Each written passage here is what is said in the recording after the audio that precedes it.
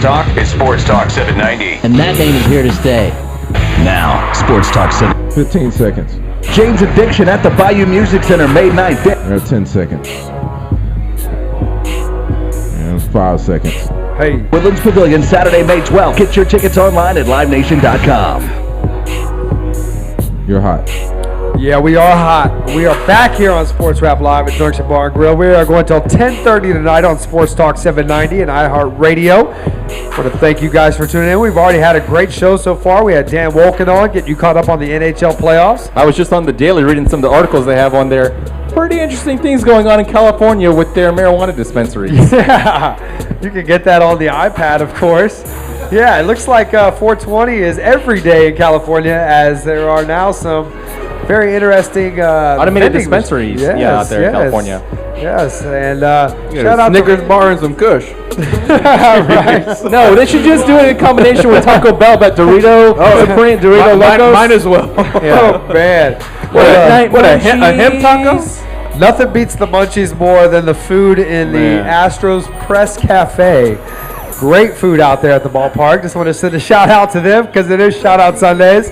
Our boy Caswell's out there. He's whipping it up in the kitchen. Tonight he was doing a competition out in, I think, Kingwood. I think Lance Zerline was out there. He was judging it. Oh, was he? Lucky Lance. Shout out to LZ. All right, well, let's keep our eye on the diamond. The Astros looked anemic versus the Dodgers this weekend until breaking out with 12 runs in a 12-0 beating of the boys in blue today. But Matt Kemp pretty much stayed hot. He did. He blasted. I mean, it's just so amazing what he can do out there. It's shocking that teams haven't figured out that it's really him, Andre Ethier, and a bunch of slappies that you wouldn't pitch around that guy. And if you're gonna get to him, walk him. There's nothing wrong with walking him. I don't know what Wandy had going on today because Wandy had the solution. Like he had the formula as to how to get Matt Kemp to not get on base. But the man is just possessed, and he's coming to your city. Well, on the same note, Clayton Kershaw was just as filthy yesterday. He was. I mean, after we saw what you're going to touch on here, the Philip Humber, actually it's a perfect game. I thought maybe Kershaw could throw one the way he was dealing. It was not to be, but he still was. Just you look at the accomplishments he had last year. His 2011 Cy Young winner, the NL Triple Crown winner as far as pitching goes. I mean, the guy's a beast. Definitely. Do you think both these guys could repeat their award-winning seasons from last year? I think Kemp is the odds-on favorite to clearly win the NL MVP unless someone, if someone's going to run him down, they need to get started now and get some retroactive home runs put in their bank because that man is on a mission. Speaking of starting now, let's start the Martinez Report brought to you by me, Andrew Martinez. All right, well, let's get into the weekend wrap-up around baseball, Andrew. The Mets sure could use some Humber and some lumber in their lineup right now as the ex-Met throws a perfect game for the Chicago White Sox and the 21st in Major League Baseball history.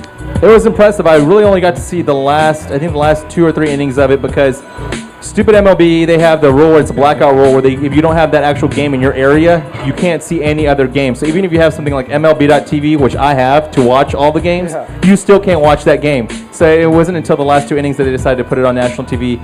But that aside, the Mariners had no chance. They already have a bad offense as is, and the way Humber was pitching, he only got to, I think, a 3-ball count once, and it was in the 9th inning. He was just dealing all day long. It was impressive. And, it's also a good hometown story because he was a guy that pitched when I was at Rice. He was part of that class that had 3 pitchers that went in the top 10 in the first round. It was him, Jeff Neiman, and Wade Townsend. Wade Townsend, I think, is no longer in baseball. I think he was a professional poker player. But Jeff Neiman, people will know, he's a pitcher for the Rays. Yep.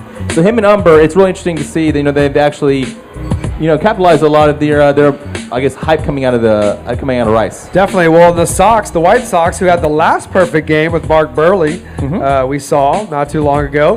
The Sox sure bailed him out on that last pass ball, third strike. That last pitch that he threw, it was clearly outside, and I guess if you're looking at it from Humber's point of view, to the outside, to the left, away from the batter. But the fact that Brendan Ryan even swung at that ball, and the fact that afterwards he didn't even attempt to run to first base. He just stood there and kind of jawed with the umpire, and then by the time he realized what was going on, that was already made. So that game was going to end one way or another. It just so happens that it wasn't. I'm happy it wasn't ruined because it could have had a situation where was it a check swing, was it not? I think he checked his swing. But the fact that it was still called, a pass ball, that he didn't make the run attempt to go to first. It was awesome. It was awesome. Yeah, it was very, very cool. Suspenseful. It was very suspenseful. It was very cool to see him make that accomplishment. I just hope that we don't start talking about things now as the year of the pitcher, because it seemed like it was 2 seasons ago that once that first one got rolling with I think it was Dallas Braden on Mother's Day, it just never stopped. Very, very true. Well, hey, fun fact here. Fun fact. The Yanks sent 27 batters to the plate in the 6th, 7th, and 8th innings against the Red Sox, as Seattle did all game. 27 batters all game against the White Sox in the perfect game. Do you think Bobby V is going to make it to Memorial Day? I don't think he will, and that Saturday game was one of the craziest games I've seen in quite a while. 9-0 lead. I've seen many, many, many, many Yankees-Red Sox games, but that one was especially weird. To have a 9-0 lead and then see it all come crashing down, and just all come crashing down in the bullpen, it just seems like the Red Sox, anything they do, they find a way to screw it up. And Bobby Valentine afterwards, I was half expecting him to talk about how much it was an accomplishment for him to even get a 9-0 lead. And never mind the fact they blew it, but I was expecting him to have that sort of, optimistically, I'm happy that we got that lead. And it's making matters worse. I mean, look at their ERA, Adam. It's the worst in all of baseball. It's 6.68. That's just... That's bad. It's bad. Bring back the chicken and beer, please. I know, and the other thing is they're going to... Bard, he had such a bad outing in his first go-around. His second start wasn't so bad, but they're now going to push him to the bullpen, and he's going to be, I think, a reliever. He should be closing games probably within a week, if not sooner. Mostly because they don't have... I mean, who's their closer? Rafael Aceves, he gave up like 5 or 7 runs. I can't even count. The guy behind him is Franklin Morales. He gave up 7 runs on Saturday. It's just a complete mess. This team is in mess. I think Bobby Valentine, I was going to be surprised if he made it to Monday, much less Memorial Day. I mean, it's really, really, really bad. They're only 4.5 out, but this team has lots of problems. Do you think they would ever call Tito Francona and say, come back? Hell no. They will not. They will not. Tito showed up to Red Sox Day. No, they're too prideful. They have too much pride to go out there and extend the olive branch. They're not going to do that. No, they're not going to do it. And for him, if he, you know what I would do if I were him? I would make it public knowledge that they got offered the job and then say, no, hell no. After the way they did him on the way out the door, no. Departed style, baby. Or he could go back and say that if he came back, I think he could salvage that team. But they're just, it's still early, but they're looking like they're a freight train headed in the wrong direction. Yeah, they could be. Well, you know what? Surprisingly, the Rays have the 3rd worst ERA, and you would think of that as a pitching staff that would be leading the American League. That's a good point. It's still very early. The Rays have the 3rd worst ERA, which is kind of weird because they have such a good young pitching staff. And you look at the Nationals, who a team I picked to make the playoffs, they have the best ERA in baseball at 2.34. And so there's some other teams that are also, make you scratch your head. The Pirates have the 3rd best ERA at 2.53. So it's still very early in the baseball season for anyone to be making, judgments or leaping to conclusions. All right, well, I asked you at the beginning of the show, Andrew, the Rangers, are they the best team in the post-steroid era? And I think we kind of established that the post-steroid era would be the last 10 years. I mean, who else has come close to this team as far as... You can't make proclamations on a team that hasn't even played 20 games yet. It's just way too early. I mean, just like it's this Red Sox team, it's way too early to throw dirt on them. It's way too early to anoint the Rangers as the best team. And even if they do end up with the best record... I'm saying in the last 3 years, now that this team has even bolstered their pitching staff even more this season... We don't know. We don't know. It's still too early. You have to get out of April before we can even talking about how good a team is or how bad a team is. It's too early. Do they have the looks of a team that could be really good? Yeah, they do. I think Darvish, once he starts to settle down and gets his control, I think he's going to be an ace. But the way this team is right now, it's still way too early to be anointing them anything. We have no idea. So they have to win it all this year for you to put them in the category. No, they don't have to win it all, but I mean, it's they need to have they need to stay healthy. If they can stay healthy, things will figure themselves out for them, and they'll end up where I think you're talking about them ending up. Well, it's too early right now, though. Luis brought up the Buffalo Bills tag earlier. You don't want to go to a 3rd World Series and lose it, and they can still be considered the best team in baseball and lose the World Series. We'll talk about October in October. That's what I'll say about that. Are you excited already about October? No, it's still a long summer. Hey, it's kind of cool outside right now. Hey, you know what October is? Breast Cancer Awareness Month. We're not getting those pink Kobe systems, all right? No. But May is Mother's Day, and that's where the Major League Baseball players come out. We got a few quick notes before we get out on this baseball talk.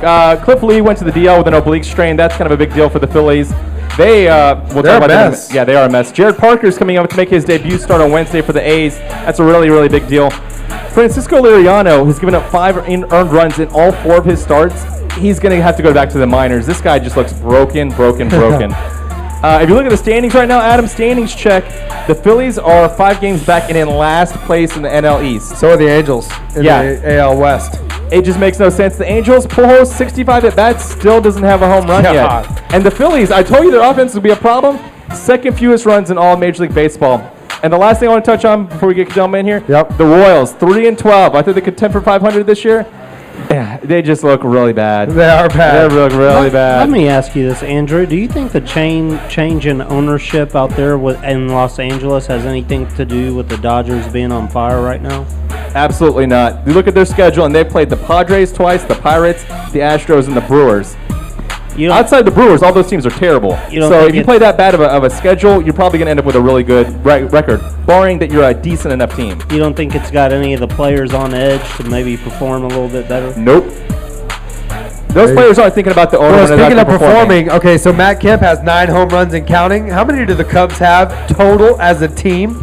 5. They have 5 home runs as a team for the season, and Matt Kemp has 9. Just put in perspective what him and Andre Ethier are doing as a combo. They have 43 RBIs combined. That's more than the Phillies and the Pirates. The Pirates have 26 combined.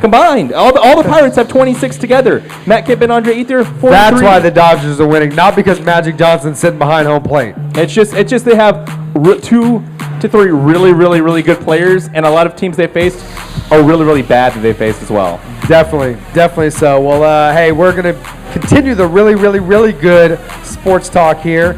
A shout out to Courtney Lee once again. Rockets go out tonight. Lose a game against Miami Heat. Microcosm of the season. Great season, though. We almost didn't have an NBA season, so I'm glad we got to have one here, and I thoroughly enjoyed it up until the very last game. Shout out to the Houston Rockets for having us out there to cover the games, and we're looking forward to next season. Yes. It was a joy to get out there and go and talk to some of the players and talk to not just the players, but the staff that works with the team and a lot of the other players, people behind the scenes. Definitely. Great people out there.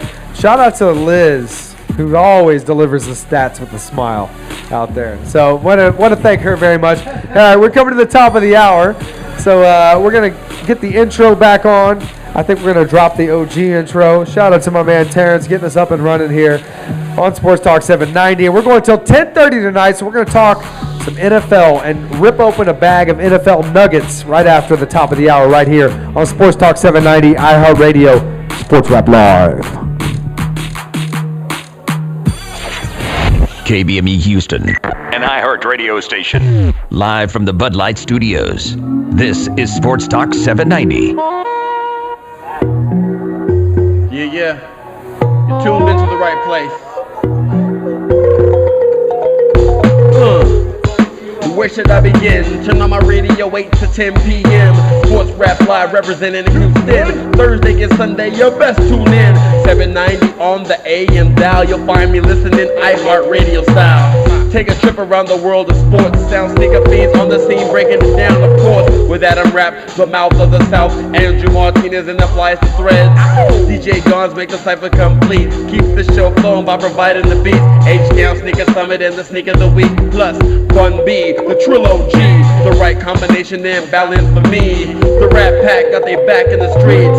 Call in line that you need to know. 713-212-5790. SportsRapLive.com for videos. Hit up yours truly, Buku1 for shows. Close freestyles to get the vibe right. On Twitter at Buku1, hashtag Shake Life. Some compare us to the NBA and Park. Best show on the turf like Marshall Falk. Run! Tell the world, let it be known that all of the shows better watch the throne. Tell the world, let it be known that all of the shows better watch the throne. Buku1, FME. Let's go, team. Oakland to Houston, connection. You're a hot boy. Welcome back to Sports Rap Live, everybody. It is 10 o'clock on the dot. Normally we would be saying that's a wrap, but not tonight. We're going till 10:30. You got bonus time. Yeah, Don's just throwing elbows over here. We got Kadelma at the table, Soccer Talk Luis, Andrew Martinez. The gang's all here. J Nature's in the building. Of course, intern Matt. Whoa! Gremlin's back. Oh, That's Neo. hologram Tupac calling in. Oh, Hail Gremlin Mary. style right there. Hail Mary. Man, what happened there? I don't know. I think we still got that, too. Yeah. We still going. We still rolling. All right, we're still rolling, man. Let's get some music in here. Get the vibe going back here at Sports Rap Live. All right, man. Like I said, we're going until 10:30. I don't know what's going on tonight, but I hope you guys are tuned in. Them Sunday gremlins, man. I know, Ralph G's Drinks in the away building. from the board, Terrence. Yes. Rule number 101 in radio. All right, well, hey, we gotta talk NFL. If we're gonna talk anything, we gotta talk draft. And shout out to our man Adam Wexler, who's on his way down to Channel 2 right now for an appearance on Sports Sunday to preview the NFL draft. 10:30, right when we go off the air, you can click on the tube and zone out to a little Matt Jackson and Adam Wexler. 2/3 of the big show, which you can catch every morning at 6 a.m. Make sure you tune in.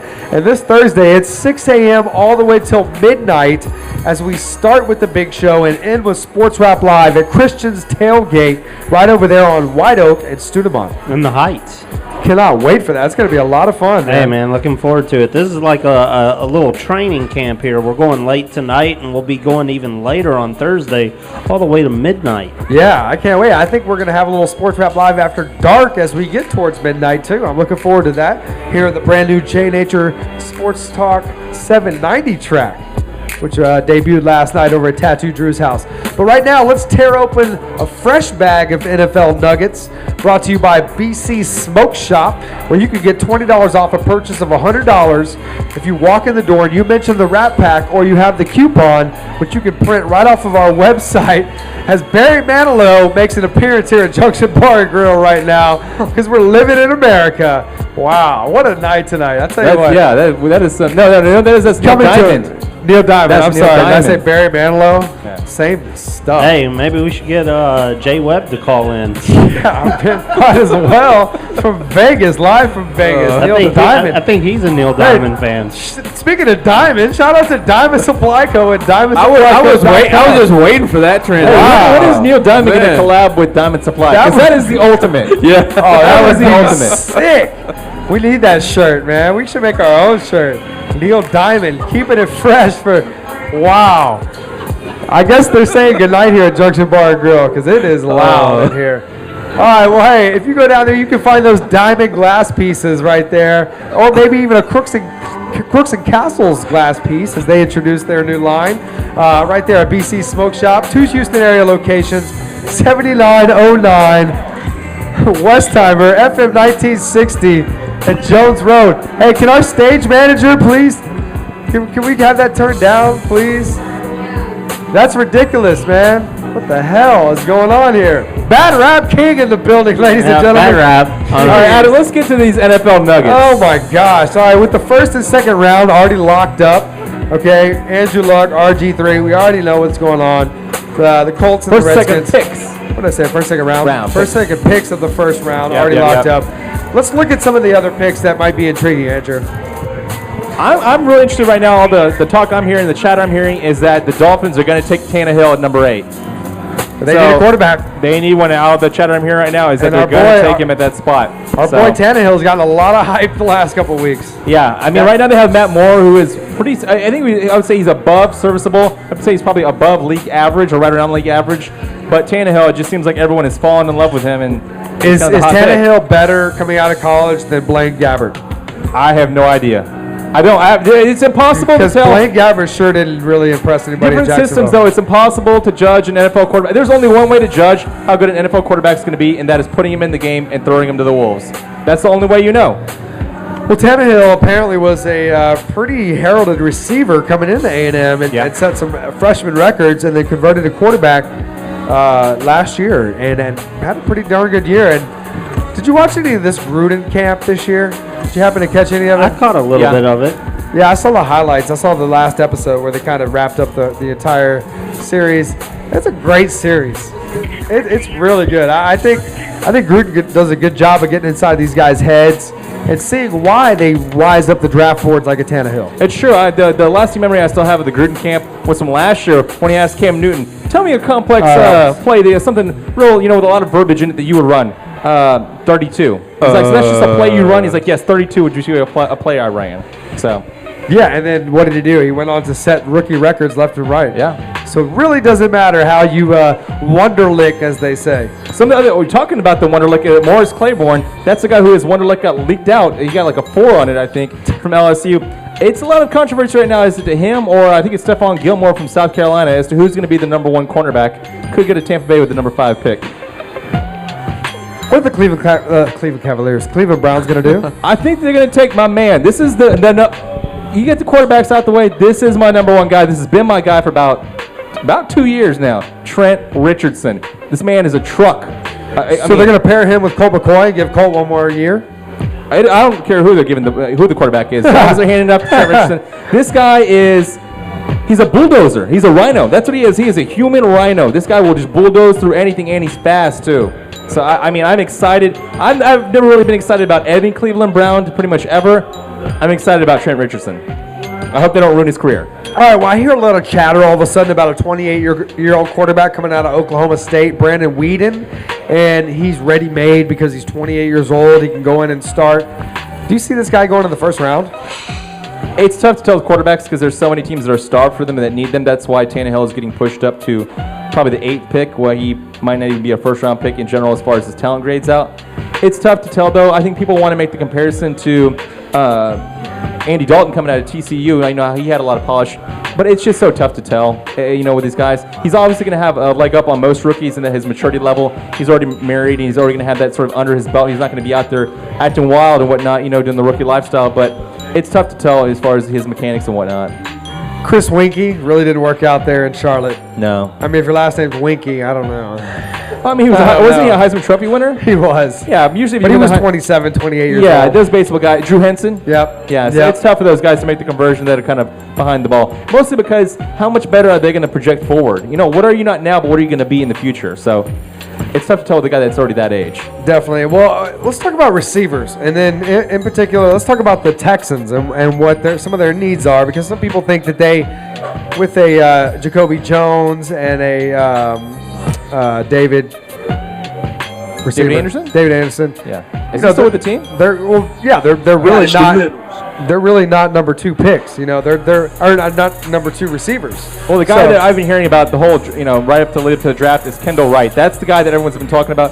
I read something this weekend though that's had him as maybe a 3rd round pick as a draft grade. So it's really unknown as to what the Texans are going to do. I could also see them address the need of outside linebacker. That could be something they could try and address. Our boy Indy Kalu on Cook and Kalu. Yeah, that's something he mentioned. Yep, Monday through Fridays, 10 a.m. to 11 a.m. Make sure you catch two veterans of the NFL who talk football, everything football, right here on Sports Talk 790. And they will also be part of draft coverage on Thursday nights. So we're looking forward to that.